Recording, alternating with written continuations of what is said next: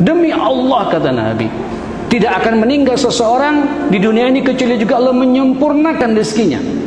Bahkan sampai yang ketika lahir, Pak, sebelum lahir berada dalam janin ibu kita berumur 40 hari yang ketiga, 120 hari Allah mencabut roh di Lauhil Mahfuz, dimasukkan ke dalam tubuh kita dan ditentukan salah satunya rezekinya ini, jemaah sekalian. Saya berharap, ayo Pak, jangan menghalalkan segala cara. Jangan bergantung pada siapa-siapa.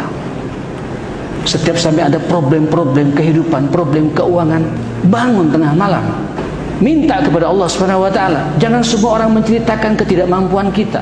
Aib, Pak. Allah tersinggung. Allah itu Razzaq, Razik, Ghani. Panggil sifat Allah, ya Razzaq, ya Ghani, panggil, Pak.